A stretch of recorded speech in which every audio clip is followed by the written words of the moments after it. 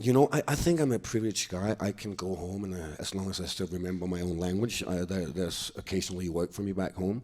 And I can also go over here and fight giant scorpions with a tiny sword. And I think those are the films I grew up with, right? And I think that if I was constantly doing like deep dramas, I would go very old very fast. And if I was constantly fighting giant scorpions, that would also be something that would make me very tired. But being able to do both is a privilege, and I love it. I love doing all kinds of variations of acting. I think that's part of my job. For those of you who've seen Royal Affair, and we won't give away the ending, but it's to me a fascinating movie, not only about a great love story, but about this turning point in history. When you see a movie like that and you read the script, are you attracted to the character you're going to play, the world in which it's set, the director's vision for that, this interesting insight into this part of history? Do these all factor in the same things, especially with a project like Royal Affair? What's the thought process when you come across a project like that? Well, it's a combination of everything, of course, but first of all and most importantly, for me, it's the script.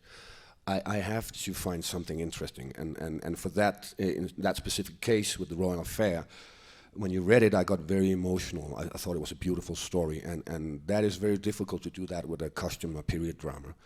And so that was the first step, to meet the director, and his vision was fantastic, and we took it from there.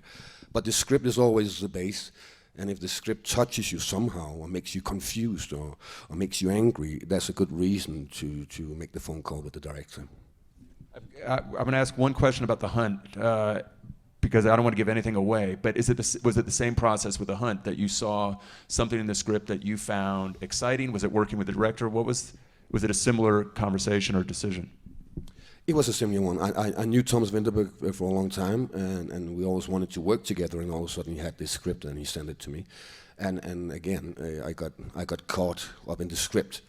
For those of you who works in the business, you know that it's not every day that you get emotional reading a script, but that in this case it was as well.